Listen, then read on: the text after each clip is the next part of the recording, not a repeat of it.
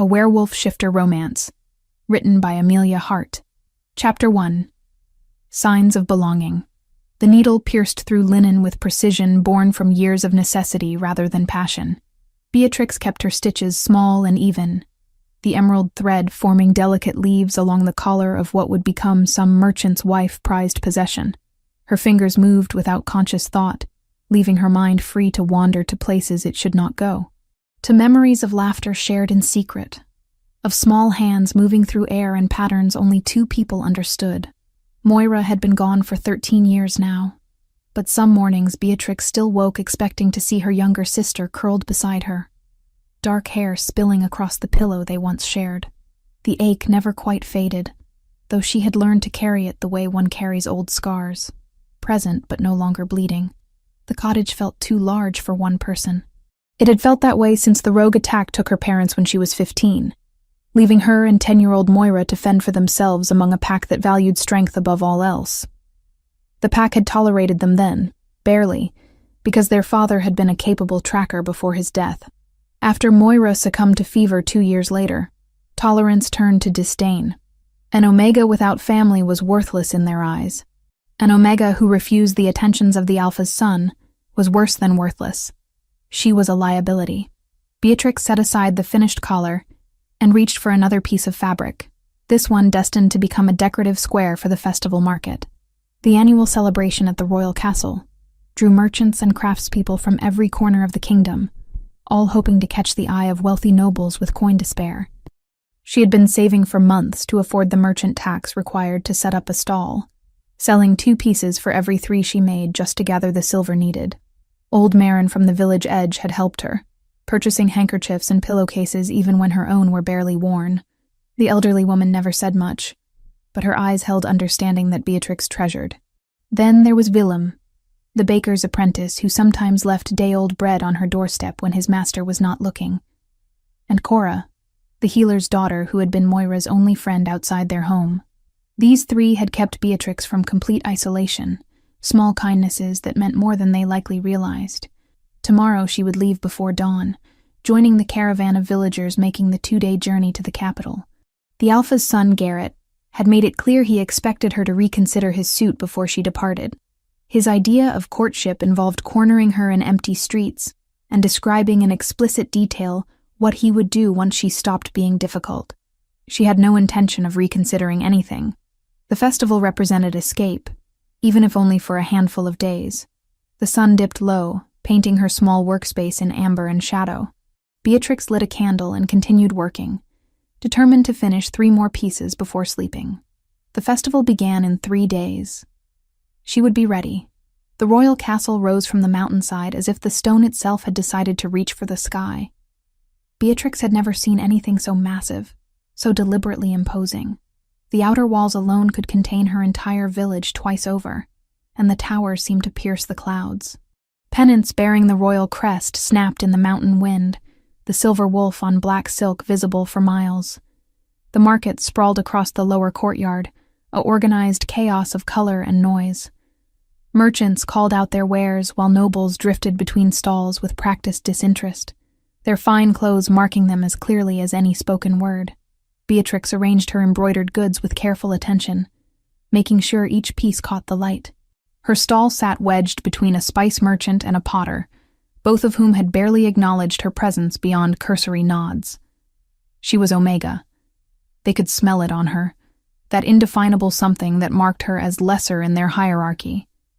It did not matter that her needlework rivaled anything the noble ladies produced. It did not matter that she had survived alone for years in a pack that would have gladly seen her gone. She was Omega, and that single fact defined how the world treated her. The morning proved slow. A few nobles paused to examine her work, but most moved on without purchasing. One lady did buy a set of handkerchiefs, paying the asking price without haggling, which Beatrix counted as a small victory. By midday, her coin purse held barely more than when she started, and doubt began creeping in. Perhaps this had been foolish. Perhaps she should have stayed in the village, should have accepted Garrett's suit, and resigned herself to a life of misery with a roof over her head. No, that path led nowhere worth going. Beatrix was nibbling on cheese and hard bread when the commotion began. The crowd shifted, bodies turning toward the inner courtyard where the royal family apparently planned to make an appearance. She could not see much from her position, but the excited whispers told her what she needed to know. The Alpha King himself was coming out to greet his subjects, likely accompanied by his daughter. Everyone knew about Princess Elowen, the girl who could not hear, could not speak, a peculiarity that had scandalized the kingdom when it became apparent. Some called it divine punishment for past sins. Others whispered darker theories involving curses and fairy meddling. The queen had died shortly after Elowen's birth 6 years ago, leaving the Alpha King to raise his unusual daughter alone. Beatrix felt an unexpected kinship with a child she had never met. Curiosity drew her from her stall. The spice merchant was too engrossed in counting his morning earnings to notice her absence, and the potter had disappeared entirely, likely to watch the royal procession himself. She slipped through the crowd with the ease of someone accustomed to being overlooked, finding spaces between bodies that others missed. The inner courtyard opened before her, a wide stone expanse where the king stood surrounded by advisors and guards. He was tall, powerfully built in the way of alphas, who fought their way to dominance rather than inheriting it through blood alone. Fair hair fell to his shoulders, darker than true gold, but lighter than pure brown, and a well-kept beard framed a strong jaw. Even from a distance, Beatrix could feel the weight of his presence, the natural authority that made others instinctively defer. But it was the small figure beside him that captured her attention completely. Elowen looked tiny next to her father, a wisp of a girl with pale blonde hair and a blue dress that probably cost more than Beatrix earned in a year. She stood perfectly still, hands clasped before her, face carefully blank. Around her swirled a dozen noblewomen, all vying for the king's attention by cooing over his daughter with transparent insincerity. "Such a beautiful child, your majesty. She has your eyes, sire. A true princess in every way." The words washed over Elowen without impact. She could not hear them. And even if she could, Beatrix suspected the girl would recognize the falseness beneath the flattery. No one actually looked at the princess. They looked past her, through her, treating her presence as an obstacle to overcome rather than a person to engage. Elowen's small hands twitched. It was subtle, barely noticeable, but Beatrix recognized the gesture instantly. Frustration. The girl was trying to communicate something and being completely ignored.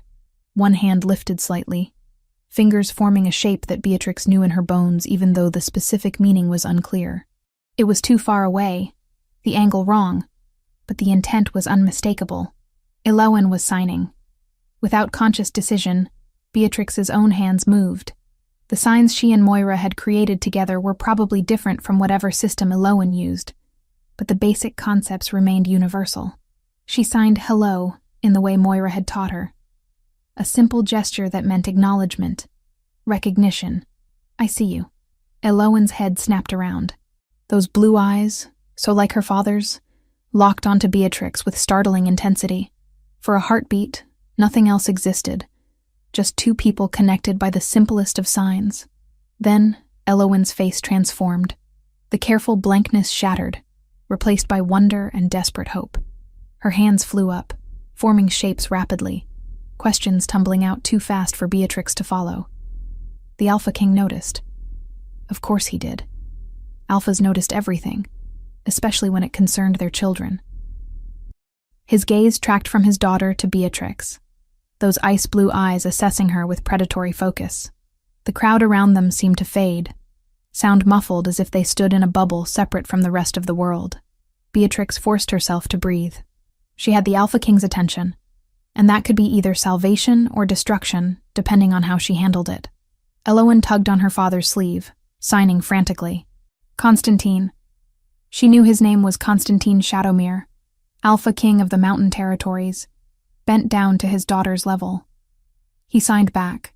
The gestures were simpler than Elowen's, more basic, but functional. He understood his daughter's language even if he was not fluent. Then he straightened and looked directly at Beatrix again.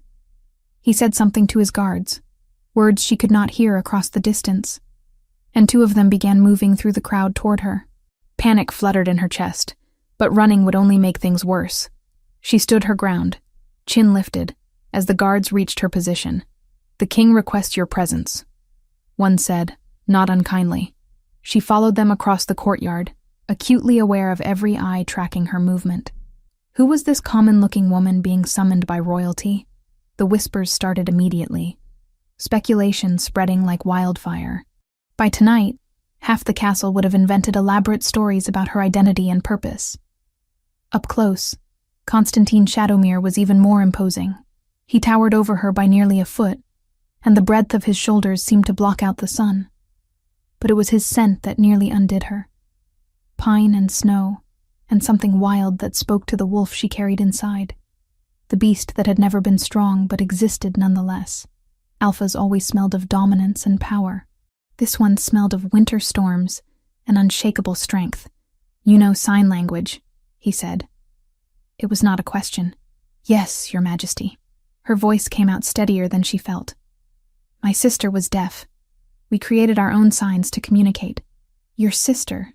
Something flickered in his expression, too quick to identify. "She is not with you?" "She died, 12 years ago now." Elowen made a sound, a small wounded noise that conveyed sympathy without words. Her hands moved again, and this time Beatrix was close enough to understand most of it. The signs were different from hers and Moira's, but the meaning came through. "I'm sorry. It's hard when they leave." Beatrix signed back, a simple gesture of acknowledgement and shared grief. Elowen's entire face lit up. Constantine watched this exchange with an expression that Beatrix could not quite read. Then he spoke, and his words changed everything. "I have a proposition for you. My daughter needs someone who can truly communicate with her, someone who understands what it means to live in silence. I am offering you a position in the royal household as Elowen's companion and tutor. You would teach her to expand her sign language, and perhaps teach others in the castle as well, so she is not so isolated." Beatrix stared at him. This could not be real. Things like this did not happen to Omegas from border villages, to women with no family and no prospects. "Your Majesty, I am honored, but I am not qualified. I have no formal training, no experience with children beyond my sister, and I am merely a seamstress. My daughter has had qualified tutors," Constantine said, and there was an edge to his voice now. "She has had the finest educators the kingdom can provide, and every single one of them treated her as a problem to be solved rather than a child to be understood. In 5 minutes you gave her more genuine connection than she has experienced in weeks. That is the only qualification I require." Elowen was watching her with those hopeful eyes, small hands clasped together as if in prayer. This child who had everything material wealth could provide, but nothing that truly mattered. This child who was lonely in a castle full of people. Beatrix had been that child once, in a different way. "When would you need me to start?" she heard herself ask. Constantine's expression shifted, something that might have been relief crossing his features. "Immediately. I will have servants collect your belongings from wherever you are staying and arrange for appropriate quarters in the castle. You will, of course, be compensated generously." It was happening too fast. Her mind raced, trying to catalog everything this decision would mean. Leaving the village permanently. Never seeing Marin or Willem or Cora again. Abandoning the small cottage that held every memory of her family. But also, never seeing Garrett again. Never feeling the pack's disdain. Never struggling to afford basic necessities. And this girl needed her. "I accept, Your Majesty." Elowen launched herself forward, wrapping small arms around Beatrix's waist in an enthusiastic hug that nearly knocked her backwards. The crowd gasped.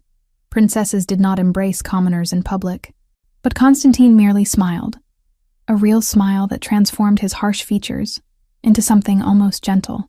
"Welcome to the royal household," he said. Chapter 2. Whispers and Walls.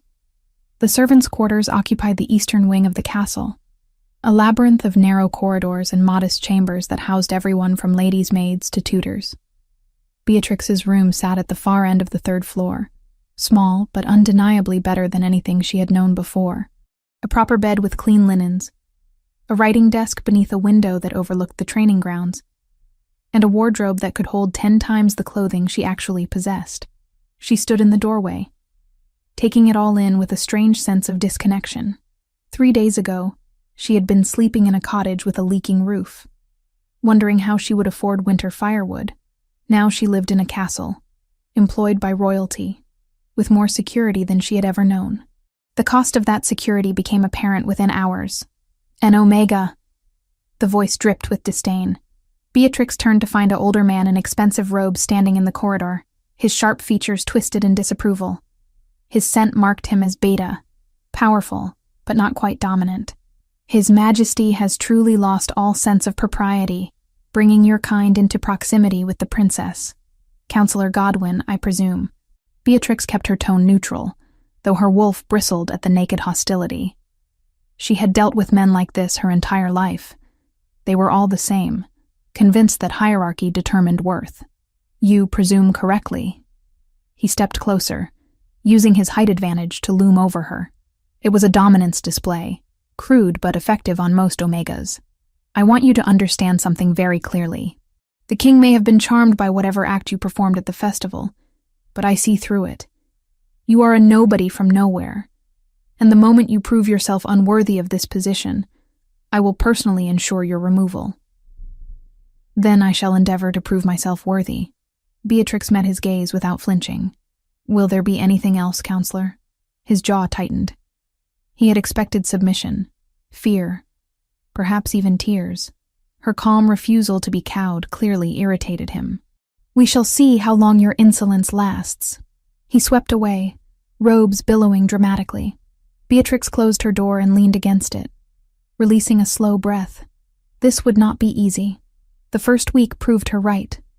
Godwin was not her only problem.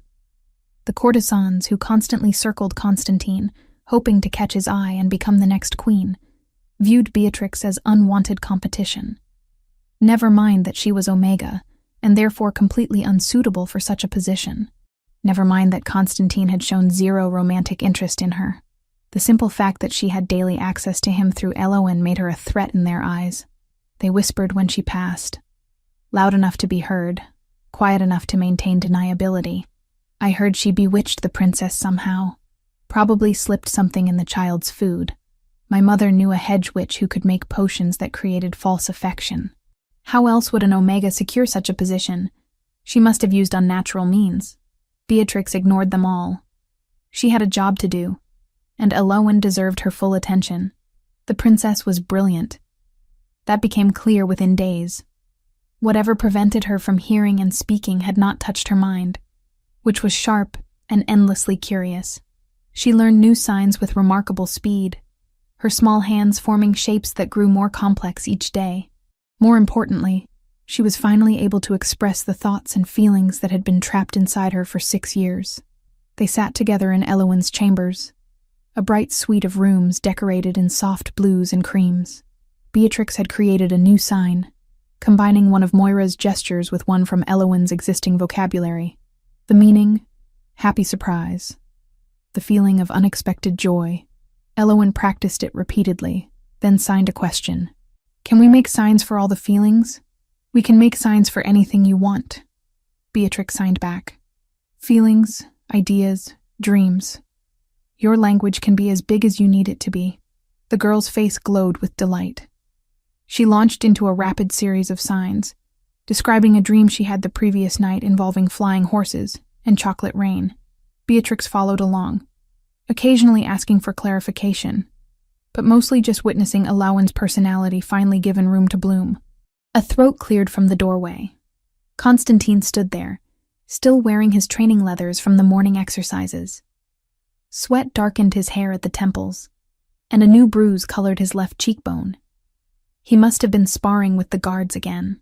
Beatrix tried very hard not to notice how the leather molded to his frame, or how his scent intensified in the enclosed space, turning from winter pine to something warmer and more immediate. Your Majesty. She rose quickly, inclining her head. Please do not let me interrupt. He entered the room with that unconscious authority that made everyone instinctively give way. I was hoping to observe the lesson, if you do not mind. Of course not, Your Majesty. Elowen was just telling me about her dream. Constantine settled into a chair near the window, somehow making the delicate furniture seem sturdy, simply by occupying it. His attention focused entirely on his daughter, and Beatrix saw something in his expression that made her throat tighten. Love, pure and uncomplicated. This fearsome alpha king who commanded thousands of wolves through sheer dominance became soft when looking at his child. Elawan, realizing her father was watching, immediately began showing off. She signed the story again, more dramatically this time, adding flourishes and exaggerated expressions that made Beatrix smile. Constantine clearly understood some of it, but not all. His sign vocabulary remained basic despite obvious effort to learn. She says the horses were purple and gold, Beatrix translated, and they could speak, but only in rhymes. Rhyming horses. Constantine's lips twitched. That sounds complicated. She says it was very complicated, and one horse got frustrated and started stomping, which made the chocolate rain turn into chocolate puddles. Father and daughter shared a grin, so similar despite their age difference. Then Elawan signed something that made Beatrix hesitate. What did she say? Constantine asked, noting the pause. She asked if you could learn to sign better so she could tell you stories without needing me to translate. Something flickered across his face, too quick to identify.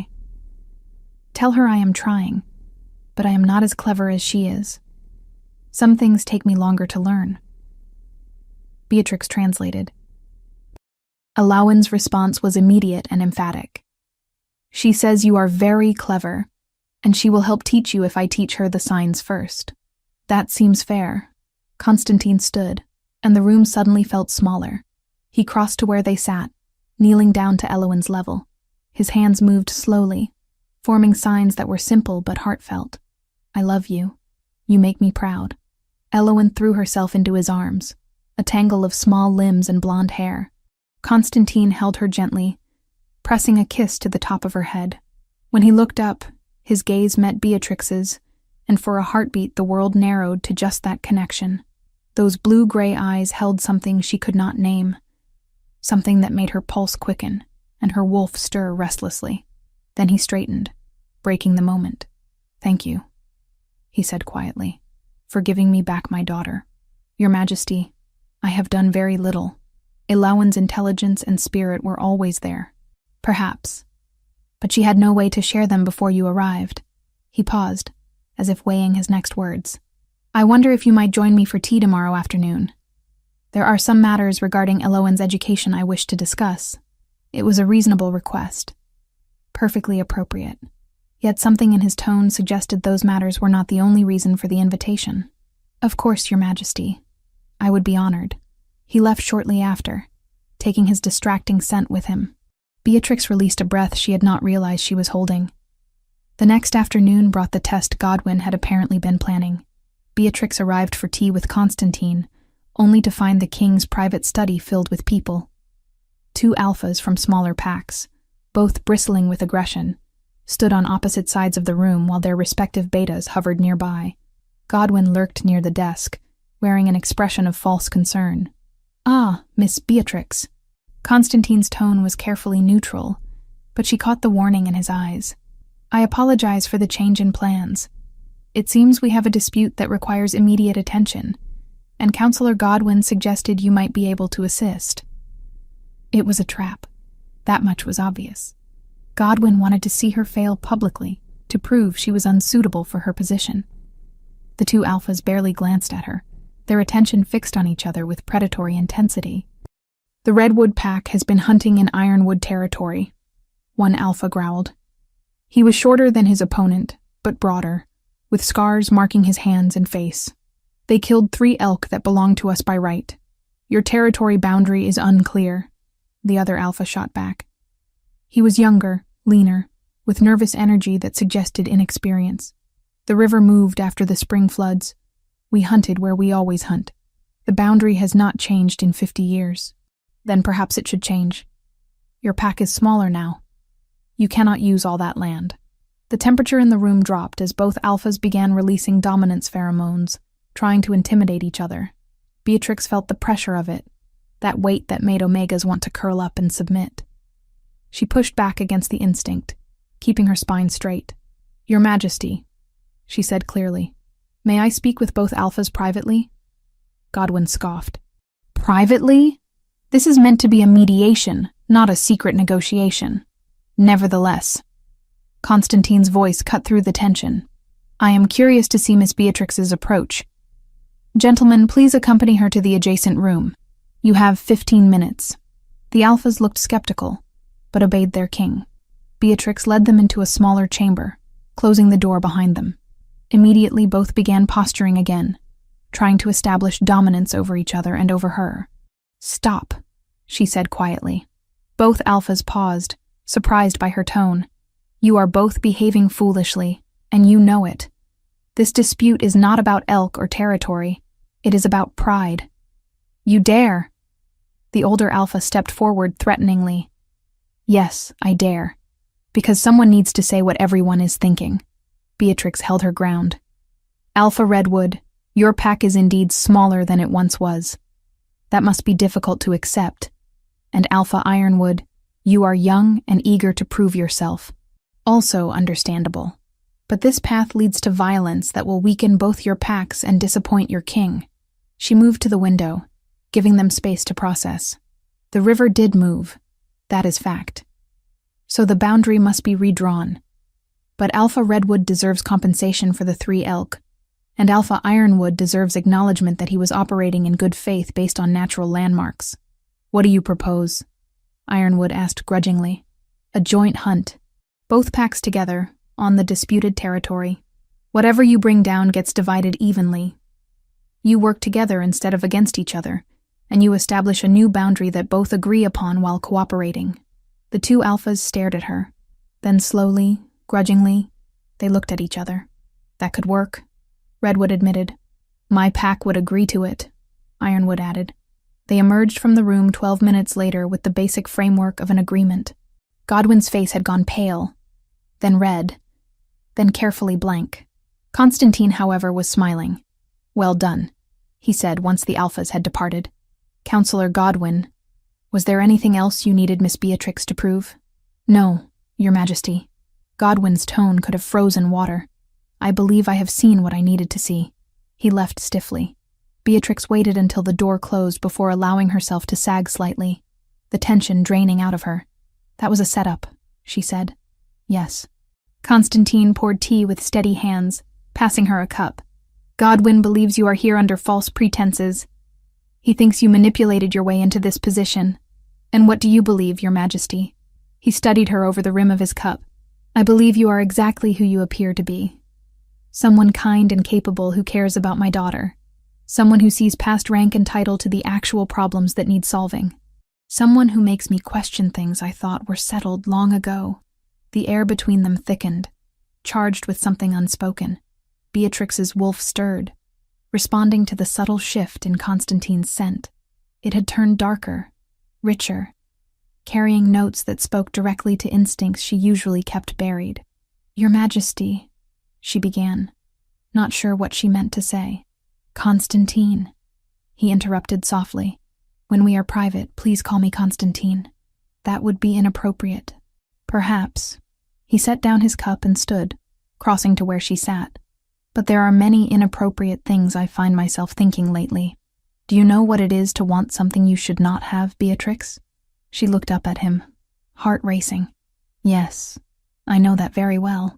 His hand lifted, almost touching her face, then dropped. "My daughter adores you. In 3 weeks you have given her more happiness than she has known in years. I am grateful beyond measure." "You already thanked me, Your Majesty." "Constantine," he corrected, "and I find one thanks insufficient." His voice dropped to something intimate and rough. "You have given me back my daughter. That is a debt I can never truly repay." The moment stretched between them, weighted with possibilities neither could acknowledge. Then Constantine stepped back, his expression carefully neutral once more. "You should return to Elowen. She will be wondering where you are." Beatrix stood on unsteady legs. "Of course. Thank you for the tea." She fled before she could do something monumentally stupid, her wolf whining at the retreat. Behind her, she heard Constantine release a long, controlled breath. In the hallway, she pressed a hand to her chest, feeling her heart pound against her palm. This was dangerous. This was impossible. This was the Alpha King, and she was Omega. Nothing could come of the tension building between them. But knowing that, and believing it, were two entirely different things. Chapter 3. Threads of Longing. 3 months transformed everything and nothing at all. Elawan bloomed under Beatrix's patient guidance, her sign vocabulary expanding daily until conversations flowed with the ease of any spoken language. More remarkably, she had begun making sounds. Not words yet, just small vocalizations that suggested her voice existed somewhere beneath the silence. Beatrix encouraged each attempt without pressure, celebrating every hum and sigh as the victory it represented. The castle had become familiar in ways Beatrix never anticipated. She knew which corridors caught the afternoon sun, which servants could be trusted with secrets, and which courtesans would smile to her face while whispering poison behind her back. She had her own rhythm here, her own small place in the enormous machinery of royal life. What had not become familiar was the way her heart stuttered every time Constantine entered a room. "You are spending too much time in your own head," Elawan signed during their morning lesson. The girl had become remarkably perceptive, reading Beatrix's moods with unsettling accuracy. "I am focused on our lesson," Beatrix signed back, though the lie felt transparent. Elawan's expression turned mischievous. "You are thinking about father." "I most certainly am not. You make a face when you think about him. Like this." Elawan scrunched her features into an exaggerated mask of longing that would have been hilarious if it were not so accurate. "That is not my face." "It is exactly your face." Elawan giggled, the sound breathy but genuine.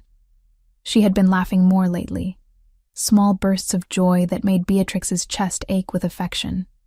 The door opened without warning. Constantine stood there dressed for court in dark velvet and silver embroidery, looking every inch the powerful Alpha King. His gaze found Beatrix immediately, and something heated flickered in those blue-gray depths before he shuttered it away. "Ladies," he greeted. "I hope I am not interrupting." "Never, father." Elawan signed, then vocalized the word carefully. There. Constantine's expression transformed, pride and wonder mixing with something close to tears. He crossed to his daughter in 3 long strides, kneeling to pull her into an embrace. "That was perfect, little one." Beatrix watched them together, her throat tight. This was what she had wanted. This connection between father and daughter. The fact that it made her feel increasingly like an outsider looking in was her own problem to manage. "I came to ask a favor," Constantine said, straightening but keeping one hand on Elawan's shoulder. His attention shifted fully to Beatrix, and the air seemed to thicken. "There is a formal dinner tonight with several regional alphas. I would like Elawan to attend, which means I need you there as well to interpret for her." It was not the first time he had made such a request. Over the past month, Beatrix had attended 3 dinners, 2 council meetings, and 1 excruciating musical performance, where Lady Cordelia had sung directly at Constantine while shooting venomous glances at Beatrix. "Of course, Your Majesty." "Constantine," he corrected quietly. They had been over this. In private, he insisted on his name. Beatrix complied, though using it felt dangerously intimate. "Constantine," she amended, and watched satisfaction flash across his features. "Wear something appropriate for formal court. I will send a dress to your chambers." "That is not necessary." Nevertheless, his tone brooked no argument. "I want you properly attired." There was something possessive in the way he said it, something that made Beatrix's wolf perk up with interest. She forced the reaction down, maintaining her composure. "As you wish." He lingered a moment longer, gaze holding hers with intensity that bordered on improper. Then he tore himself away, leaving the room with that predatory grace she had come to associate with him. "You do make that face." Elawan signed gleefully once her father was gone. Beatrix threw a cushion at her. The dress Constantine sent was far too fine. Deep green silk that brought out her eyes, with delicate silver embroidery along the bodice and sleeves. It fit perfectly, which meant he had been paying attention to her measurements. The thought made her skin flush with warmth that had nothing to do with the temperature. She braided her dark hair in a crown around her head, keeping it severe and practical, despite the elegance of the gown. When she looked in the polished silver mirror, a stranger stared back. Not quite a lady, but no longer a simple seamstress either. Something in between, undefined and uncertain. The formal dining hall glittered with candlelight and wealth. Long tables arranged in a U-shape accommodated perhaps 40 guests, all dressed in their finest. Beatrix recognized several faces from previous gatherings, including Godwin, who watched her entrance with barely concealed hostility. Constantine sat at the head table, commanding attention without effort.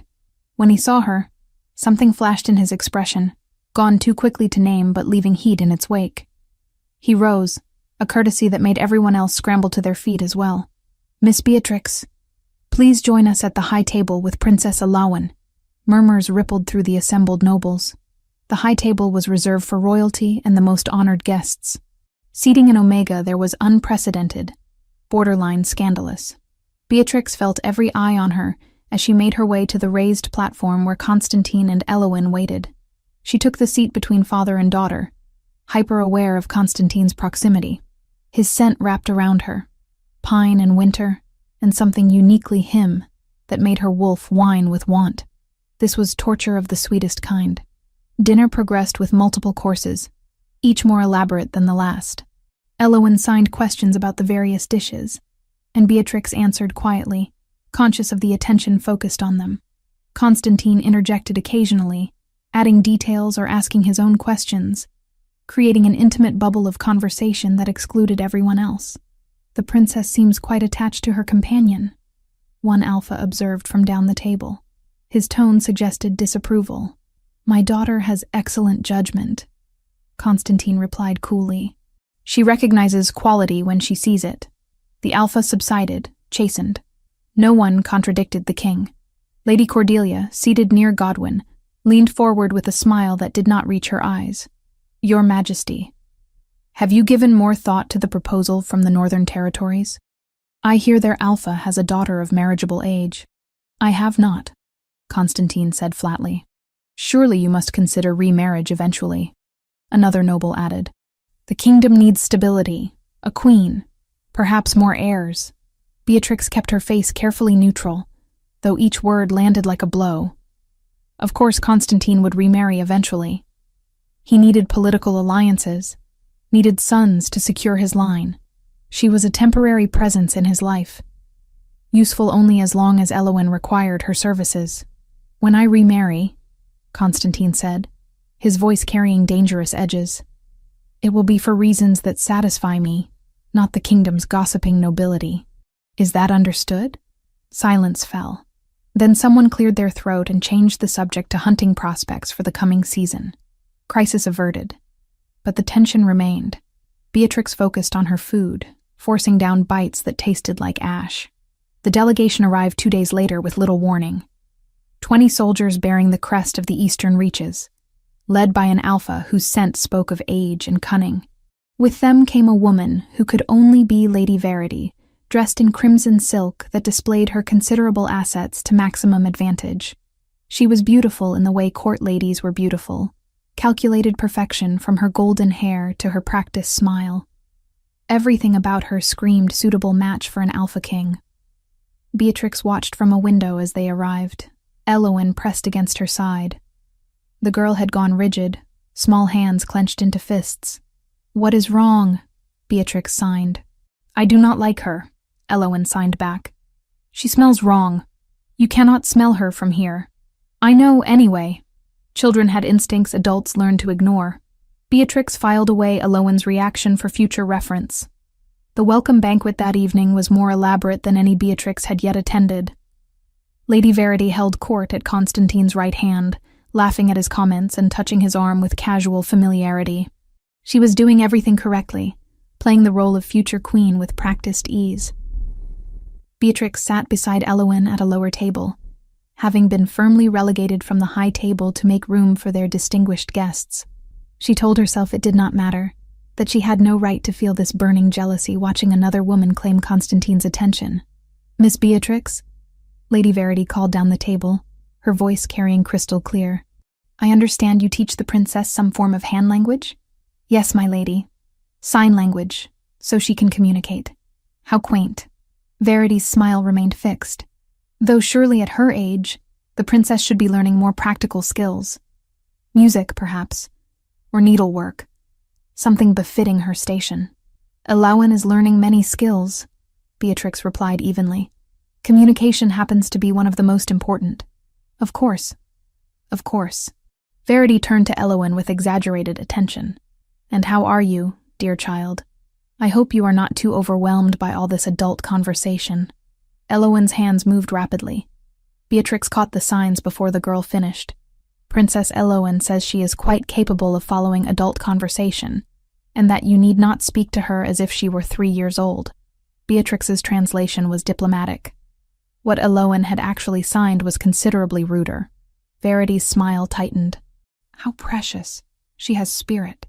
My daughter has excellent instincts, Constantine interjected, his tone mild but his eyes sharp. She knows precisely who deserves her courtesy and who does not. The table went quiet. Verity's expression flickered with barely concealed anger before smoothing back into pleasant neutrality. Of course, Your Majesty. I meant no offense. None taken, Constantine said, though his gaze had shifted to Beatrix with something warm and approving that made her pulse race. The evening limped onward. Verity recovered her composure quickly, redirecting her charm toward Constantine with renewed determination. She spoke of alliances and trade routes, of the benefits their union would bring to both territories. She was making a compelling case, Beatrix had to admit. Everything she offered made logical sense. Everything except the fact that Constantine looked at her with polite disinterest, while he looked at Beatrix like he was starving, and she was sustenance itself. The messenger arrived during dessert, stumbling into the hall with blood soaking his tunic and terror marking his scent. He collapsed at the foot of the high table, gasping for breath. Your Majesty, he managed. Rogues. The border villages. They came at dawn, dozens of them. Coordinated attack. We could not hold them. Constantine was on his feet instantly. Which villages? Thornwood, Ashbrook, River's Bend. Beatrix's world tilted. River's Bend, her village, where Marin lived, where Willem worked, where Cora still tended the sick and injured. Send for Tavish, Constantine ordered, already moving. Ready the guard. We ride within the hour. Your Majesty, let me come with you. Alpha Verity's father stood. My men are fresh. We can provide additional support. Constantine barely glanced at him. Appreciated. Tavish will coordinate. His gaze found Beatrix across the chaos. Something passed between them, understanding and shared urgency. Beatrix, take Elowen to your chambers. Stay there until I return. She wanted to argue, wanted to beg to come with him, to see if anyone she knew had survived. But Elowen needed her, and Constantine needed to focus on the threat without worrying about their safety. Be careful, she said, the words inadequate. His jaw tightened. Always. Then he was gone, taking half the castle guard with him. The hall erupted into frightened speculation. Beatrix gathered Elowen close and fled to the relative safety of her chambers. They waited through the night. Elowen eventually fell asleep, curled against Beatrix's side, but sleep eluded Beatrix entirely. She kept seeing Marin's weathered face, Willem's shy smile, Cora's steady hands. They were the only ones who had shown her kindness when the world turned cold. They were the closest thing to family she had left. If they were gone, she had nothing remaining of her old life. Nothing but painful memories and the graves of people she had loved. Dawn came gray and cheerless. Elowen woke, signing questions Beatrix could not answer. They sat together in silence, waiting. Constantine returned at midday. She heard his heavy footfalls in the corridor before he knocked, recognized his scent beneath the smell of smoke and blood. She opened the door to find him hollowed out, exhausted in body and spirit. Tell me, she said. The villages were destroyed. We found survivors, perhaps 30 total from all 3 settlements. The rogues were organized, brutal. They hit fast and retreated before we could engage them properly. Did you? She could not finish the question. I do not know who survived from River's Bend specifically. The refugees are being brought to the castle for treatment and shelter. You can look for your people when they arrive. Relief and dread warred in her chest. Maybe they had survived. Maybe they were among the 30. Maybe she would not have to carry more grief. Constantine's hand lifted, cupping her face with a gentleness that contrasted his blood-stained appearance. "I am sorry, Beatrix. I should have seen this coming. Should have reinforced those borders. You cannot predict everything.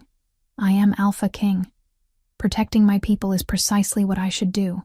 His thumb brushed across her cheekbone, the touch sending shivers down her spine.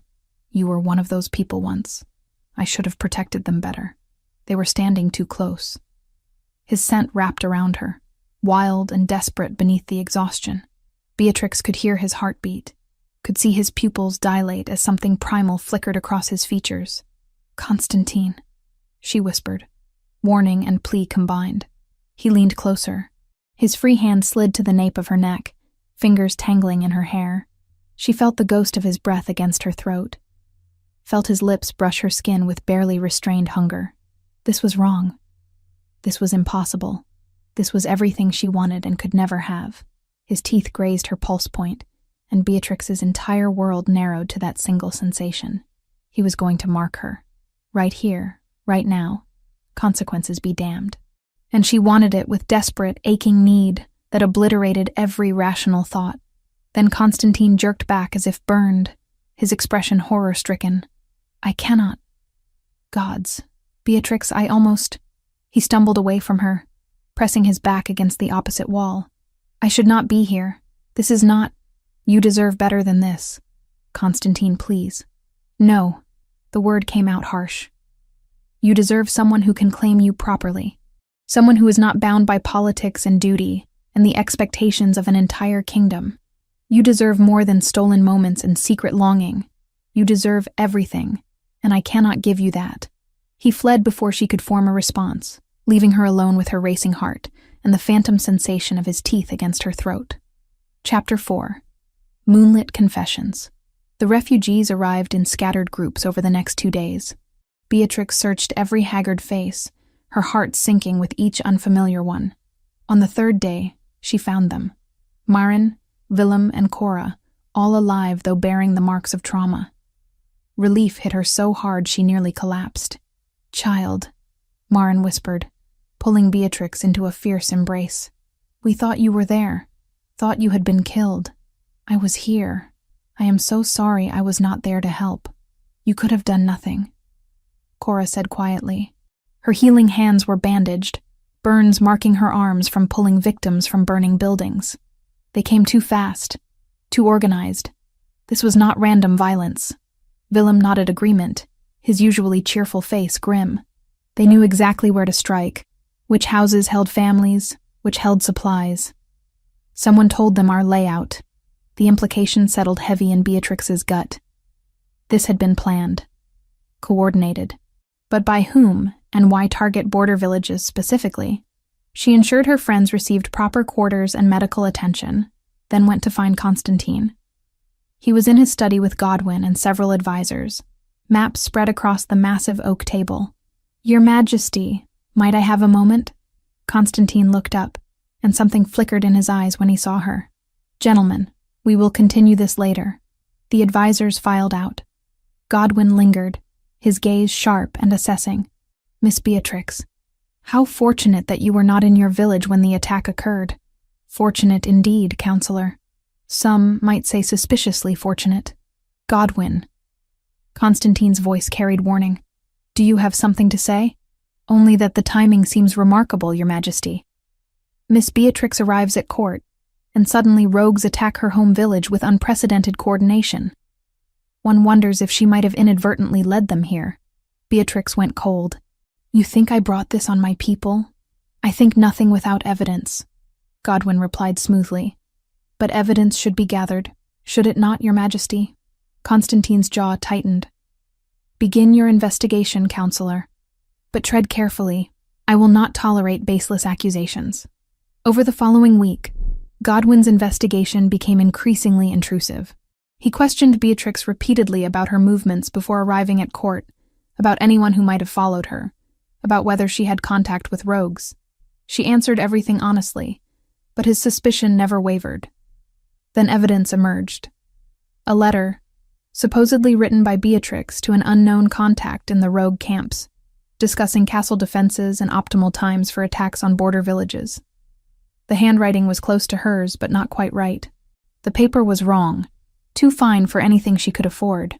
But Godwin presented it to Constantine with triumphant certainty. "The evidence speaks clearly, Your Majesty. She has been feeding information to our enemies."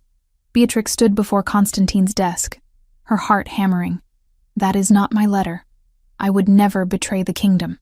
"Nevertheless," Constantine said, his voice carefully neutral, "until this matter is resolved, you will be confined to your quarters. Someone else will care for Eloan temporarily." The words hit her like a physical blow. "You believe him?" "I believe in thorough investigation." His eyes met hers, and she saw conflict there, but also resolve. "If you are innocent, the truth will emerge. And if the truth is being manipulated, then we will discover that as well." She was escorted to her chambers by guards who would not meet her eyes. The door locked behind her with finality that made her throat tight. Without Beatrix, Eloan regressed dramatically. She refused to eat, refused to leave her chambers, refused to engage with the temporary tutor assigned to her. She signed only one thing repeatedly: "Where is Beatrix?" Constantine came to Beatrix's door on the fourth night, dismissed the guards, and entered without knocking. He looked haggard, his usual composure cracking at the edges. "Eloan is asking for you." "Then let me go to her." "I cannot. Not until this investigation concludes." "Your investigation is a farce." Beatrix stood, anger giving her courage. "Godwin has hated me from the moment I arrived. He manufactured that evidence, and you know it." "I know nothing for certain." "You know me." She crossed to him, close enough to smell his scent, wild and desperate. "You know I would never harm this kingdom or your daughter." His control wavered. She saw it in the way his hands clenched, the way his breathing changed. "What I know is that you are dangerous to me in ways that have nothing to do with rogues or politics." "Then why deny it?" "Because you are Omega. Because I am king. Because the entire kingdom would revolt if I claimed you as mate." The word hung between them, finally spoken aloud. Mate. The bond she had felt since the beginning. The connection that pulled her toward him despite every rational objection. "I never asked you to claim me," Beatrix said quietly. "I never asked for a crown or a title. But do not pretend this is about politics, Constantine. You are afraid." His eyes flashed gold. "Careful. Afraid that what you feel for me is more powerful than your duty. Afraid that admitting it makes you weak. You would rather hide behind impossible excuses than risk being vulnerable." He moved so fast she barely tracked it, backing her against the wall with his body. His hands bracketed her head, caging her in, and his scent turned dark with want. "You think I am afraid?" His voice was gravel, barely controlled. "I am terrified. Terrified that if I claim you, I will never let you go. Terrified that my need for you will overshadow everything else. Terrified that you deserve better than a king who cannot give you everything you are owed. I want you," she whispered. "Not a king, not a title, just you." His forehead dropped to hers, breath mingling. "Beatrix, claim me or release me, but stop this torture of hovering between." The moon rose outside her window, full and bright, calling to every wolf in the kingdom. Constantine's control shattered visibly. His lips found hers in a kiss that was more claiming than question, demanding and desperate. Beatrix responded with equal hunger, her hands fisting in his shirt, pulling him closer. His teeth grazed her throat, finding the spot where her pulse hammered wildly. One bite and she would be his, irrevocably bound. She tilted her head, offering, wanting it despite the consequences. Then he wrenched away, putting the width of the room between them.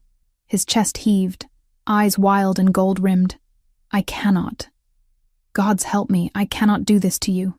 You deserve someone who can claim you openly, who can give you the honor you are owed.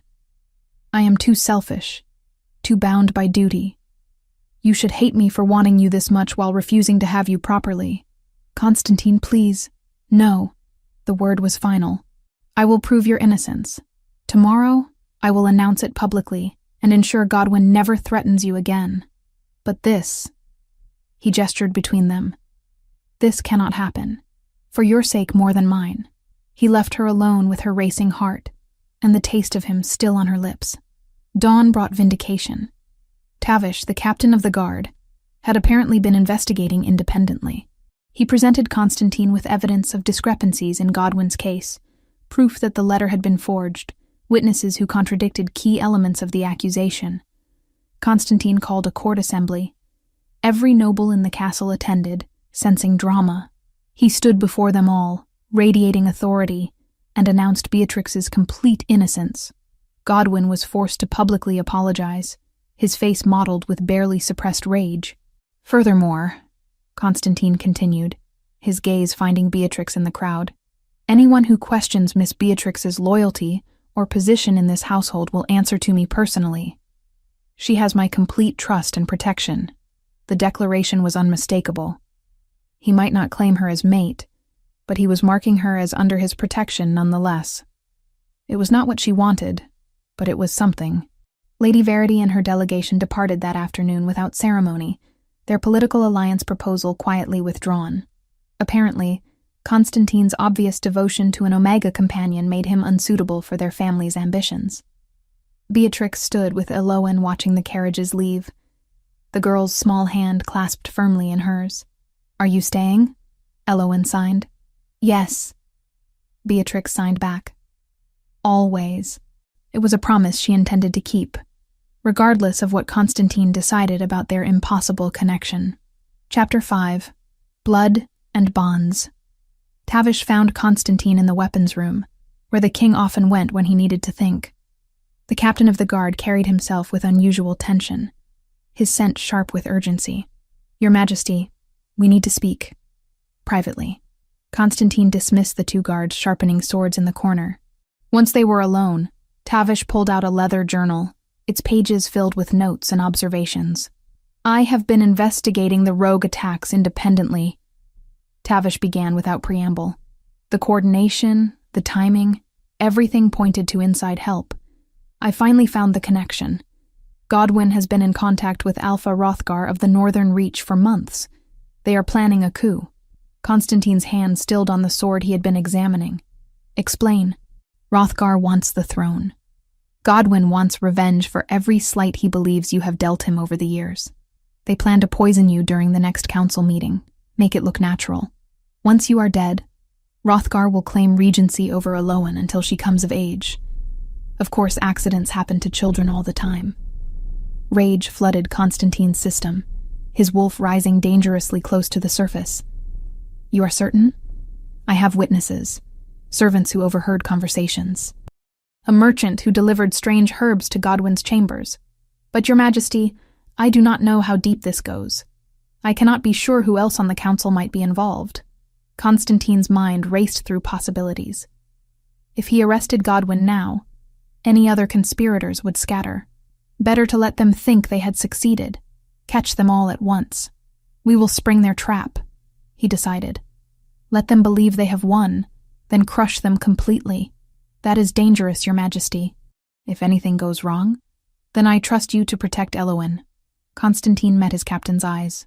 "I need to discuss this with someone who understands the court dynamics better than either of us. Someone who has been watching from the outside." "Miss Beatrix?" "Yes."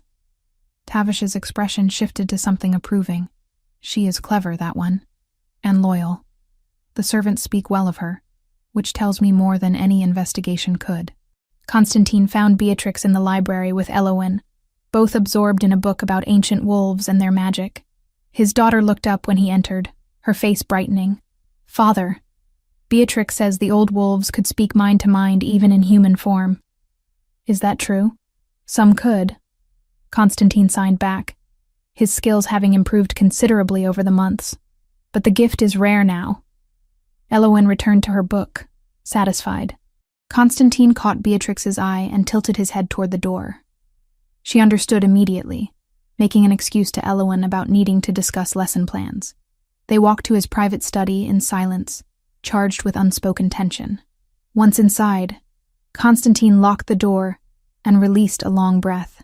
"There is a plot to kill me and seize the throne through Elowen." Beatrix went pale, but her voice remained steady. "Tell me everything." He did. She listened without interruption, her sharp mind clearly working through implications. When he finished, She began pacing, hands moving restlessly. "Godwin will present the poison as a gift," she said. "Something celebratory to avoid suspicion.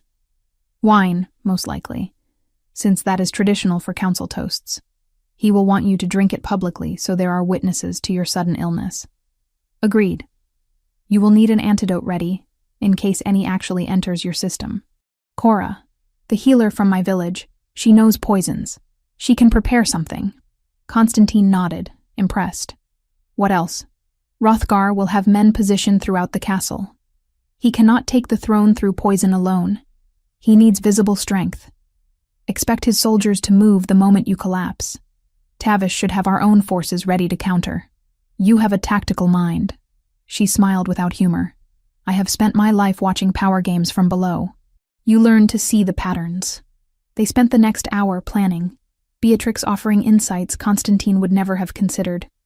She knew which servants were loyal, which corridors provided the best ambush points, how to position Elowen safely while keeping her within sight. Finally, as the sun began setting, casting the study in orange and shadow, Constantine crossed to where Beatrix stood by the window. He caught her hand, pulling her around to face him. "I need you to know something before this happens." "Constantine." "No, let me say this." His other hand cupped her face, thumb tracing her cheekbone. "I feel the mate bond between us. I have felt it since the moment you signed to Elowen at the festival. I have been fighting it, telling myself it was impossible, that duty demanded I choose someone more suitable." Beatrix's eyes glistened. "And now? Now I realize I have been a coward. You are my mate, Beatrix. Not because of hierarchy or politics or anything the kingdom might demand. Because my soul recognizes yours. Because my wolf claims yours. Because I am more myself with you than I have ever been with anyone else. I knew," she whispered. "From the beginning I knew. Your scent called to me. The bond pulled at me. I was just waiting for you to accept what I already understood." He kissed her then, properly, without the restraint that had marked every interaction before. Her lips parted under his, yielding and demanding simultaneously. She tasted of hope and defiance, of everything he had denied himself. His hands slid into her hair, scattering pins until dark waves tumbled free. Beatrix made a small sound that went straight through him, her fingers clutching his shirt. When they finally broke apart, both breathing hard, Constantine rested his forehead against hers. "After this is over, I will claim you before the entire kingdom. I do not care who objects." "Help me protect Elowen first," Beatrix replied. "Then claim me however you wish." The day of the council meeting arrived with deceptive normalcy. Constantine dressed in his formal robes, appearing every inch the confident king. Beatrix ensured Elowen was positioned in the observation gallery above the council chamber, where she could see her father but remain protected behind reinforced glass and 2 trusted guards. The counselors assembled, 13 men representing the kingdom's most powerful packs. Godwin entered last, carrying an ornate bottle of wine with exaggerated care. "Your Majesty, I took the liberty of acquiring this vintage to celebrate our recent victories against the rogue threat. Perhaps we might toast to continued prosperity?" Constantine smiled. "An excellent suggestion, Counselor." Godwin poured carefully, ensuring Constantine received the fullest glass. The king raised it high, making a show of admiring the deep red color. Around the table, counselors raised their own glasses. "To the kingdom," Constantine declared. "To the kingdom," they echoed. He brought the glass to his lips, tilted it back, but instead of swallowing, he let the wine pool in his mouth before discreetly spitting it back into the glass, while pretending to cough. The move was subtle, practiced. Only Godwin watched closely enough to notice Constantine had barely consumed anything. Minutes passed. Constantine kept his breathing even, his posture strong. Godwin's expression shifted from anticipation to confusion to alarm. "Your Majesty, are you feeling well? You look somewhat flushed." "I feel perfectly fine, Godwin." "Why do you ask?" Before Godwin could answer, the chamber doors burst open. Alpha Hrothgar entered with a dozen armed wolves, their weapons drawn. He was a massive man, scarred and brutal-looking, with eyes that promised violence. "Forgive the interruption." Hrothgar said, not sounding sorry at all. But I am here to claim what should have been mine years ago. Constantine stood slowly. And what might that be? The throne. You were always weak, Constantine. Too soft, too concerned with peace when strength is what our people need. With you dead, and your daughter under my protection, I will restore this kingdom to its proper glory. Interesting plan. One problem, though. Constantine's smile turned predatory. I am not dead. Hrothgar's eyes widened as Tavish and 20 castle guards emerged from concealed positions, surrounding the traitors completely. The loyal counselors scrambled back, shock evident on their faces. You knew, Godwin breathed. Of course I knew. Did you truly believe I would not notice my own counselor plotting against me? Constantine's voice dropped to a growl. You have one chance to surrender. Hrothgar snarled, his body beginning to shift. I will take what I want by force. The transformation rippled through him, bones cracking and reforming until a massive gray wolf stood where the man had been. His soldiers shifted as well, the chamber filling with snarling beasts. Constantine shifted in response, his own wolf larger and darker than any present. The battle exploded into chaos. Above in the gallery, Elowen pressed against the glass, her small hands flat against the barrier. Beatrix held her shoulders, trying to shield her from the worst of the violence below. Then Beatrix smelled him. Godwin, moving through the servants' passages, heading toward the gallery. He was desperate, cornered, and he knew his only chance was leverage. Stay here, Beatrix signed to the guards. Protect her. She shifted into her wolf form, smaller than most but quick and determined. She positioned herself between Elowen and the door just as Godwin burst through. You! He snarled, still in human form. This is your fault. If you had never come here, none of this would have happened. You chose betrayal, Beatrix signed, though he could not understand. She growled instead, the message clear. Godwin lunged for Elowen. Beatrix intercepted him, teeth sinking into his arm. He screamed, trying to shake her off, but she held firm. They crashed into furniture, Godwin trying desperately to reach the princess while Beatrix defended with everything she had. His fist connected with her ribs, pain exploding through her side. But she did not let go. Could not let go. Elowen was signing frantically, trying to help, but Beatrix needed her to stay back. Tavish burst into the room, taking in the scene instantly. He grabbed Godwin from behind, wrenching him away. Beatrix released her hold, stumbling back, tasting blood. Chain him, Tavish ordered his men. His Majesty will deal with him personally. Below, the battle had ended. Constantine stood over Hrothgar's broken body, his wolf form streaked with blood but victorious. The traitor wolves were either dead or surrendering, those counselors who had remained loyal stepping forward to affirm their allegiance. Constantine shifted back to human form, accepting a robe from Tavish. His eyes immediately sought the gallery, finding Beatrix's wolf form.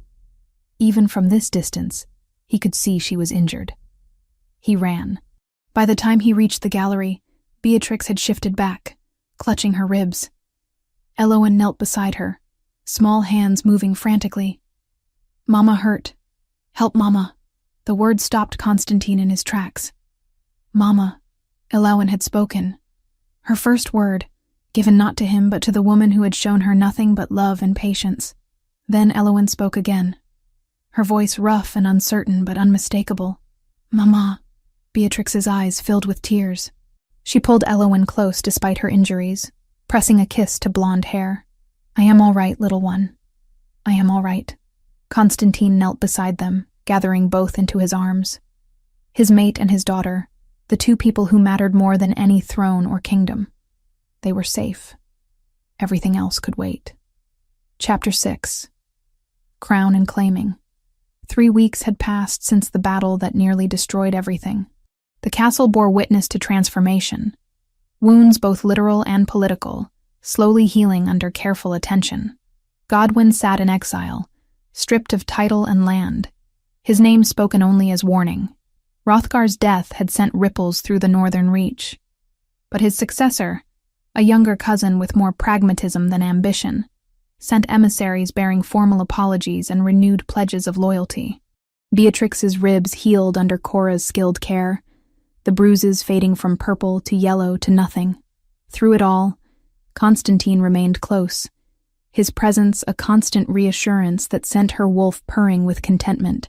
He made no secret of his devotion anymore, and the castle buzzed with speculation about when, not if, he would make his claim official. Elowyn's transformation proved even more remarkable than physical healing. The girl who had spoken her first word during crisis now spoke freely, her voice gaining strength and confidence daily.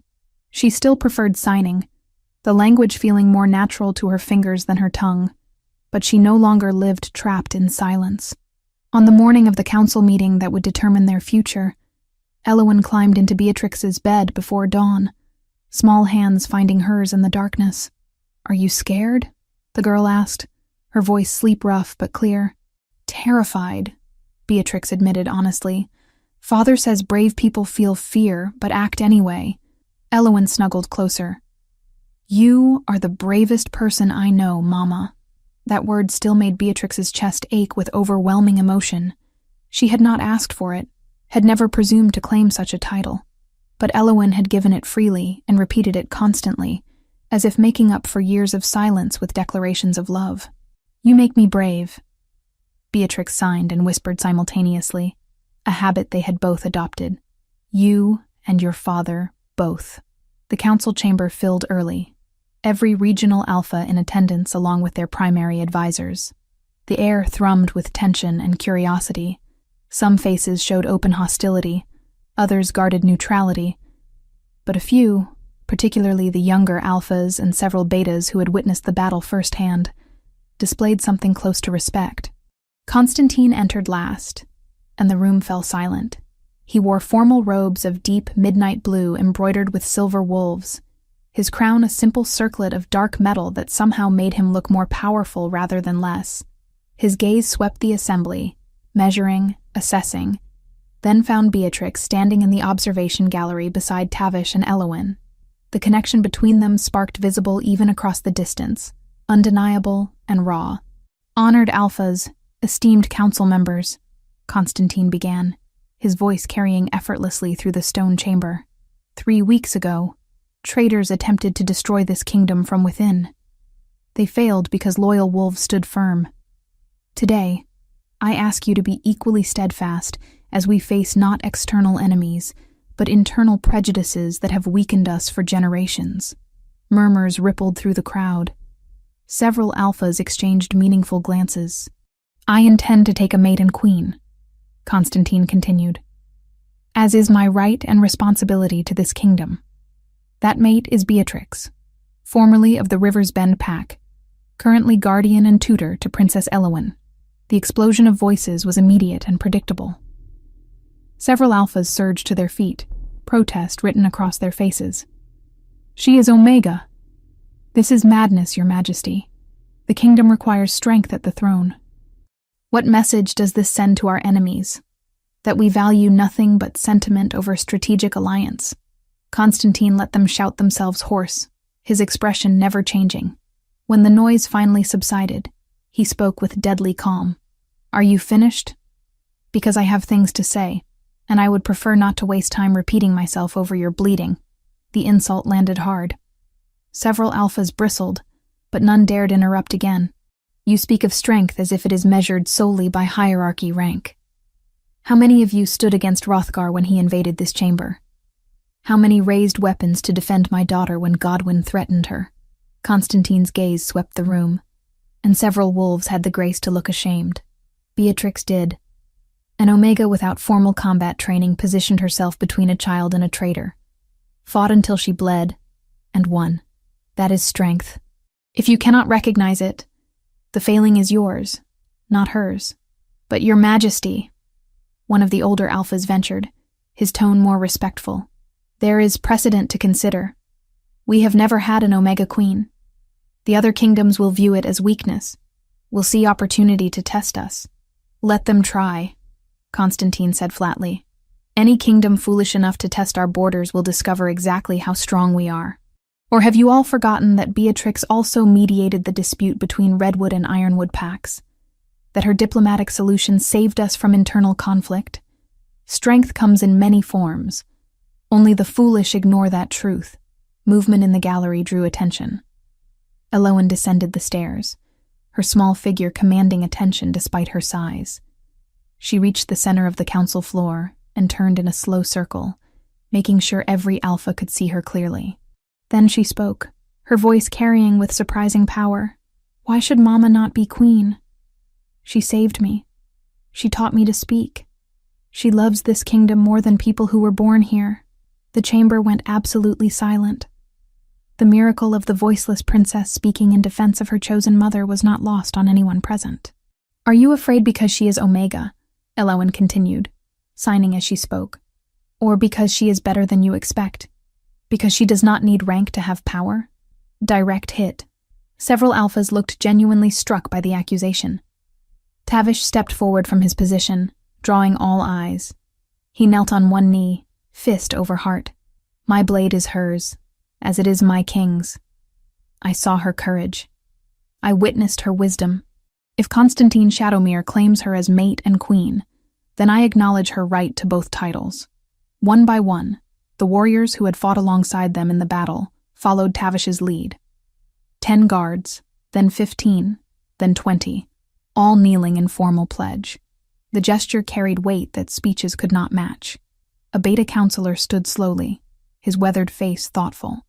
In the oldest records, before pacts grew large and hierarchy became rigid, Omegas served as advisors and mediators. They were valued for different strengths than combat prowess. We have forgotten much in our pursuit of martial power alone. Ancient history proves nothing about current need. Another alpha protested, though his conviction sounded shaken. No, Constantine agreed. But current action does. I am not asking permission. I am informing you of my decision. Beatrix is my mate, chosen by fate and claimed by choice. Whether you acknowledge her as your queen is your decision, but know this. Any who raise voice or weapon against her raises them against me. Choose your path carefully. The threat hung heavy in the air. Several alphas shifted uncomfortably, weighing ambition against survival instinct. Finally, the eldest alpha in the chamber, a grizzled veteran who had served Constantine's father, rose with deliberate slowness. I remember when your father took the throne, boy. Everyone said he was too young, too impulsive, too different from tradition. He proved them wrong by being exactly what the kingdom needed. Perhaps you inherited more than his crown. He lowered his head in formal acknowledgement. I accept your mate as Luna. May she rule with wisdom, and may those foolish enough to oppose her find only failure. It broke the deadlock. Not everyone acquiesced immediately, but enough voices joined the elders that opposition became untenable. By the time the council session ended, Constantine's claim stood unchallenged, if not universally celebrated. That evening, in the privacy of his chambers, Constantine finally allowed his control to slip. He pulled Beatrix into his arms with shaking hands, burying his face in her hair. I would have abdicated, he whispered. If they had refused to accept you, I would have walked away from the throne. No, you would not have, Beatrix replied gently. You love this kingdom too much, and I would never ask that sacrifice. It would not be sacrifice. It would be choosing what matters most. He pulled back just far enough to cup her face in his palms. Tomorrow night, under the full moon, I will claim you before the gods in the kingdom. No more waiting. No more doubt. Yes, Beatrix breathed. Claim me. Make me yours in every way. His eyes flashed gold, control fraying at the edges. You have been mine since the moment you signed to my daughter. I was just too stubborn to admit what my soul already knew. Their lips met in a kiss that tasted of promise and possession, of battles won and futures claimed. Outside, the moon began its rise, full and bright, calling to every wolf in the kingdom. By tomorrow night, that call would bind two souls together in a bond that death itself could not break. For now, they had this moment, this room, this perfect certainty that they had found home in each other's arms. Chapter 7. Under Silver Light. The preparations for the bonding ceremony consumed the castle in controlled chaos. Servants rushed through corridors carrying armfuls of white mountain flowers and silver silk. Cooks prepared the ritual feast that would feed hundreds of guests. In the throne room, workers constructed the ceremonial platform where Constantine and Beatrix would stand beneath the full moon, visible through the massive skylight designed specifically for such occasions. Beatrix stood in her chambers, while 3 seamstresses fitted her ceremonial gown, a creation of flowing silver fabric that seemed to capture moonlight itself. The design was traditional, marking her as Luna and Queen, but modified to include delicate embroidery along the sleeves. Elowen had insisted on adding the embroidery herself. Small flowers and wolves worked in silver thread by determined 6-year-old hands. "You look beautiful, Mama," Elowen signed, perched on the window seat where she had been watching for the past hour. Her voice followed, still soft, but growing stronger. "Like starlight. You are biased?" Beatrix signed back with a smile. "I am honest." Elowen hopped down and crossed to her, small hands smoothing imaginary wrinkles from the gown. "Father will cry when he sees you. Your father does not cry. He did when I first said Mama. He will cry tonight too, but happy tears." Elowen's certainty was absolute and oddly touching. One of the seamstresses stepped back, surveying her work critically. "I believe we are finished, my lady. The fit is perfect. Thank you," Beatrix said softly. Being addressed as my lady still felt strange, though she supposed she should grow accustomed to it. After tonight, her title would be higher still. Queen, Luna, mate to the Alpha King. The weight of it pressed down on her shoulders. But Elowen's small hand slipping into hers provided grounding. This was real. This was happening. And despite the fear, despite the uncertainty, Beatrix wanted it with desperate intensity. In his own chambers, Constantine was less calm. Tavish watched with barely concealed amusement as the king paced, his formal robes swirling with each sharp turn. "You are nervous," Tavish observed. "I have never seen you nervous before battle, but a bonding ceremony has you pacing holes in the stone. Battle, I understand. Battle has clear rules, clear outcomes. This," Constantine gestured helplessly. "What if I speak the ritual words incorrectly? What if the bond does not take properly? What if you stop overthinking and simply let yourself feel what you already know?" Tavish interrupted gently. "The bond exists already. Tonight merely formalizes what the fates decided long ago. Trust in that." Constantine stopped pacing, releasing a long breath. "She deserves perfection. She deserves a ceremony without flaw, a mate who can give her everything. She deserves you. Exactly as you are. Flaws, doubts, fierce protectiveness, and all." Tavish stood, clasping his king's shoulder. "Besides, even if you stumble over every word, she will understand what you mean. That is what mates do." The full moon rose precisely at dusk, huge and silver white, dominating the darkening sky. The throne room filled with witnesses, every alpha in the kingdom present along with their mates and heirs. The galleries above held hundreds more. Common wolves and nobles alike come to witness history. Beatrix entered from the east corridor, escorted by Elowen, who signed enthusiastic encouragement every few steps. The crowd fell silent as she walked the length of the throne room, her silver gown catching the moonlight streaming through the skylight. She kept her chin high, her steps measured, refusing to show the fear churning in her stomach. Constantine waited on the ceremonial platform, and when their eyes met, everything else faded. His expression held wonder and possession in equal measure, his scent wrapping around her even from a distance.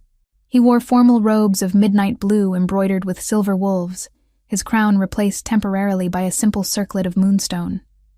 She climbed the steps to join him, Elowen releasing her hand reluctantly before taking her place beside Tavish in the front row. The witnesses pressed close, forming a circle around the platform but maintaining respectful distance. The ritual elders stepped forward, an ancient female wolf whose authority transcended rank. She had performed bonding ceremonies for 3 generations of kings, her presence lending weight and legitimacy to the proceedings.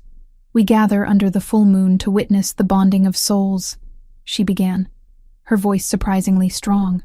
Constantine Shadowmere, Alpha King of the Mountain Territories, and Beatrix of River's Bend, chosen mate and Luna. Let any who would challenge this union speak now." Silence stretched taut. Beatrix held her breath, half expecting someone to voice objection, despite the council's earlier acceptance. But the silence held, broken only by the wind whistling through the skylight. "Then we proceed." The elder turned to Constantine. "Speak your claim, Alpha King. Let all present witness your choice." Constantine took Beatrix's hands in his touch warm and grounding. His voice carried clear and strong through the chamber. "I claim Beatrix as my mate, chosen by fate and affirmed by will. She is my equal in all things, my partner in rule and life. I offer her my protection, my loyalty, my soul. What was mine becomes ours. What I am becomes ours. From this night until death and beyond, we are one." The traditional words, spoken for centuries, but his eyes held personal promise that went deeper than any ritual. Beatrix felt the mate bond flare between them, recognizing the claim and responding. "Speak your acceptance, Luna. Let all present witness your choice." Beatrix's voice shook slightly at first, but strengthened as she spoke. "I accept Constantine as my mate, chosen by fate and affirmed by will. He is my equal in all things, my partner in rule in life. I offer him my loyalty, my heart, my soul. What was mine becomes ours. What I am becomes ours. From this night until death and beyond, we are one." The bond sang between them, powerful and absolute. "Then by the authority granted me by the old gods and the pack laws, I recognize this bond." The elder lifted her hands skyward, calling to the moon. "Seal your claim, Alpha King. Mark your mate, that all may know she belongs to you as you belong to her." Constantine pulled Beatrix close, one hand cradling her neck, tilting her head to expose her throat. His eyes flashed gold, wolf rising to the surface. "Mine," he breathed. Then his teeth sank into her pulse point. The pain was sharp and immediate, but it transformed instantly into pleasure so intense, Beatrix gasped. The mate bond completed with a snap she felt in her bones, in her blood, in her very soul. She clung to Constantine's shoulders as sensation overwhelmed her, their scents mingling until she could not tell where hers ended and his began. When he pulled back, blood marked his lips, but his expression held only reverence. "Forever mine, forever yours," Beatrix whispered. "Mark him in return," the elder instructed. "Let the bond be equal and whole." Beatrix shifted to her wolf form in a fluid movement, smaller than Constantine's wolf but no less determined. She reached up on hind legs, her teeth finding the same spot on his throat, marking him as he had marked her. The bond solidified completely, unbreakable and eternal. When she shifted back, Constantine caught her, supporting her trembling body. The witnesses erupted in howls, every wolf present voicing approval. The sound shook the castle walls, echoing through the mountains, announcing to every pack in the territory that their king had claimed his mate. Elowen rushed forward, wrapping her arms around both of them. "You are family now. Really, truly family. We were always family," Beatrix signed, then said aloud for all to hear. "From the moment I met you, we were family." The feast that followed lasted deep into the night. Long tables groaned under the weight of food and drink, music filled the halls, and wolves in both forms celebrated with abandon. Beatrix found herself surrounded by well-wishers, some genuine, others clearly still uncertain, but unwilling to show open disrespect. She handled each interaction with grace, Constantine always at her side, his hand never leaving hers. The mark on her throat throbbed with pleasant awareness, a constant reminder of their bond. Near midnight, as the celebration showed no signs of slowing, Constantine leaned close to whisper in her ear, "I believe we have fulfilled our public duties. Shall we retire?" Heat flooded through Beatrix at the implication. Yes. They slipped away quietly, though not quietly enough to escape Elowen's knowing grin, or Tavish's approving nod. The walk to Constantine's chambers seemed endless, anticipation building with each step. Once inside, Constantine locked the door with deliberate care. "You are my mate," he said wonderingly, crossing to her. My Luna. My queen. Mine in every way. Yours, Beatrix confirmed, reaching for him. Show me what that means. He did, with hands and lips and whispered promises, claiming her completely as moonlight poured through the windows, and their bond pulsed with shared pleasure. They learned each other thoroughly, taking time to discover what made the other gasp and shudder. When they finally joined, the bond flared so bright, Beatrix thought she might shatter from it. Afterwards, wrapped in each other's arms, Constantine traced the mark on her throat with gentle fingers. I should have claimed you months ago. We needed to walk this path at our own pace. Beatrix pressed a kiss to his chest, right over his heart. We are here now. That is what matters. Here, and never letting go. He pulled her closer, possessive even in tenderness. Sleep, my Luna. Tomorrow we begin our reign together.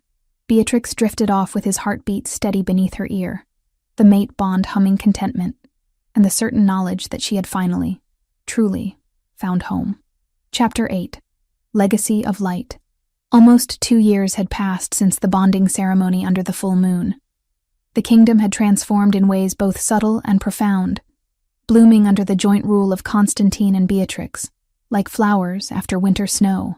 Beatrix stood at the window of her private chambers, one hand resting on her swollen belly as she watched the sun rise over the mountains.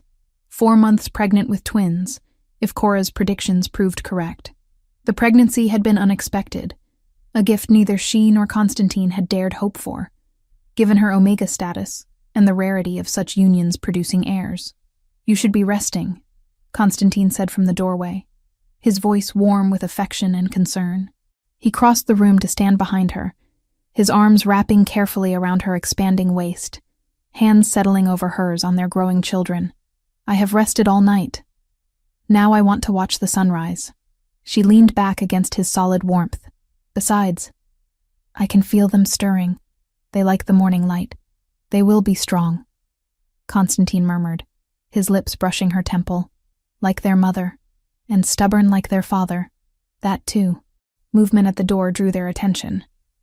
Elowen appeared, now 7 years old, and looking far more grown than seemed possible. Her blonde hair hung loose down her back, and her blue eyes sparkled with excitement. Mama, Papa, can we go to the village today? You promised to show me the new school. The school had been Beatrix's project from the beginning. Moira's Haven, the reconstructed village built on the ruins of River's Bend, now housed the kingdom's first school for children with special needs. Deaf children, blind children, those who could not shift or struggled with learning, all found welcome there. Teachers trained in signing and other communication methods ensured no child lived trapped in isolation as Elowen once had. We can go this afternoon. Beatrix signed and spoke simultaneously, a habit they had all maintained. I have council meetings this morning. Elowen made a face at the mention of council meetings, but nodded acceptance. Her speech had developed remarkably over the past 2 years, though she still preferred signing for complex thoughts or strong emotions. Can I help teach the little ones their signs while you meet? I think they would love that. Beatrix smiled as Elowen bounced with enthusiasm. Ask Tavish to assign you an escort. The girl darted away, already signing instructions to herself about what lessons she would teach. Constantine watched her go with paternal pride softening his features. She is going to be a formidable woman, he observed.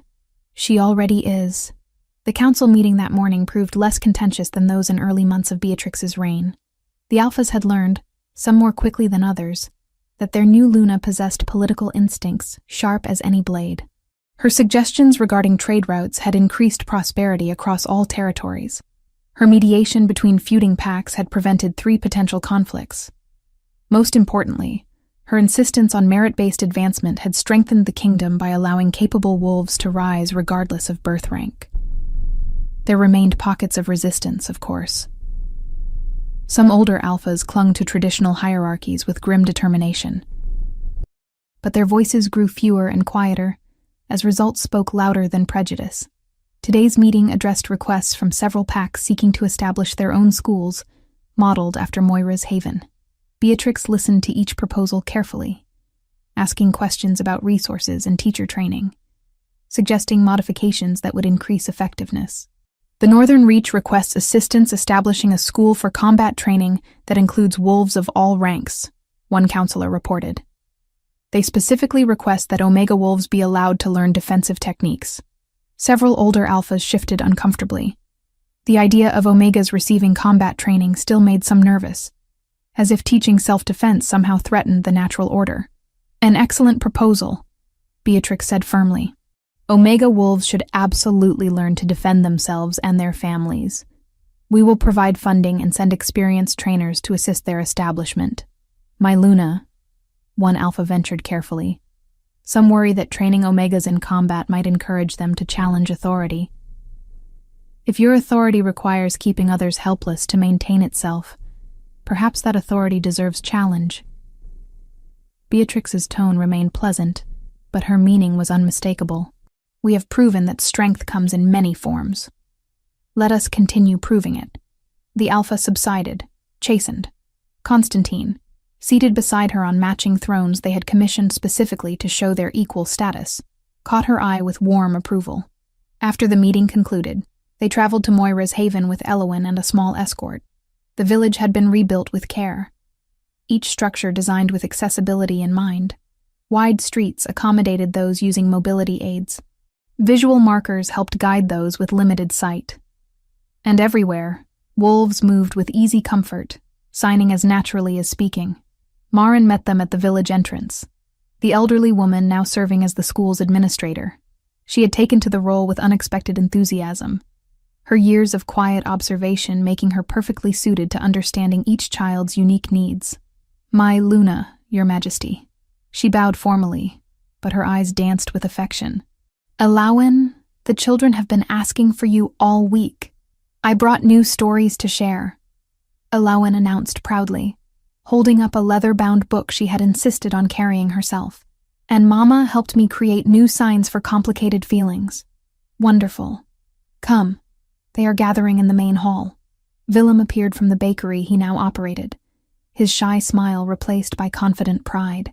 He had trained 3 apprentices already, passing on skills while building a thriving business. Fresh bread for your majesties, and honey cakes, because I know someone who cannot resist them. Constantine accepted the basket with genuine gratitude. Your cakes remain the finest in the kingdom, Willem. Cora emerged from the healing house, her apprentices trailing behind, carrying supplies. She examined Beatrix with a healer's critical eye, noting posture and color and scent. You are well, she concluded. But tired. The twins grow strong and demand much energy. I feel them moving constantly, Beatrix admitted. They seem to have inherited their father's restlessness, or their mother's determination. Cora smiled. Come by later. I have a tea blend that will help with the fatigue. They spent the afternoon at the school, watching Elowyn teach signing to children who had previously struggled to communicate. Beatrix felt tears prick her eyes as she witnessed a small boy sign his first complete sentence, his mother sobbing with joy beside him. This was what they had built together. Not just a kingdom with strong borders and profitable trade, but a place where every wolf had value regardless of rank or ability. A place where children like Elowyn, like Moira, like Beatrix herself, would never again feel worthless or invisible. That evening, back at the castle, they gathered in the family chambers. Elowyn sat cross-legged on the floor, reading aloud from her book, while Beatrix and Constantine reclined on the sofa, his hand resting protectively on her belly. The princess learned that true strength came not from magic or crowns, Elowyn read carefully, but from the courage to be kind when the world demanded cruelty. Beatrix felt the twins shift beneath Constantine's palm, responding to Elowyn's voice. He smiled, that rare, unguarded expression he reserved for these private moments. They recognize their sister's voice already, he murmured. Of course they do. She talks to them constantly. Beatrix covered his hand with hers. They will grow up knowing nothing but love and acceptance. We are giving them a different world than either of us knew. A better world. Later, after Elowyn had fallen asleep and Constantine had carried her to bed, he returned to find Beatrix at the window again, watching moonlight paint the mountains silver. You are thinking about Moira, he said, reading her mood with mate bond accuracy. She would have loved this, would have loved seeing what her signs became, how many children they help now. Beatrix leaned into his embrace. I wish she could have met Elowin. They would have been such good friends. She is part of everything you built. Every child who learns to sign, every family who reconnects through communication. That is Moira's legacy as much as yours. And yours. You could have chosen a mate who brought political alliance and military strength. Instead, you chose me. I chose my mate. Fate chose you. I simply had sense enough to listen. He turned her to face him, hands cupping her face with infinite gentleness. You gave me back my daughter. You gave this kingdom justice and compassion. You gave me a family I never thought to have again. How could I possibly regret any choice that led me to you? The twins kicked sharply, making them both laugh. Constantine dropped to his knees, pressing kisses to Beatrix's swollen belly and signing greetings to the children within. Your father is ridiculous. Beatrix signed to the twins, though they could not yet see her hands. Your mother is perfect. Constantine signed back, rising to claim her lips in a kiss that still made her dizzy even after 2 years. Outside, snow began to fall, the first of winter drifting down to blanket the kingdom in white. Inside the castle, the royal family stood warm and safe, bound by love stronger than any political alliance, any tradition, any prejudice that had tried to keep them apart. The kingdom prospered under their rule. The pacts grew stronger through unity rather than hierarchy. And in the hearts of two people who had found each other against all odds, hope bloomed eternal, that they had built something lasting, something good, something that would endure long after they themselves had passed into memory. They were home. They were together. And that, more than crowns or kingdoms, was all that truly mattered. The end.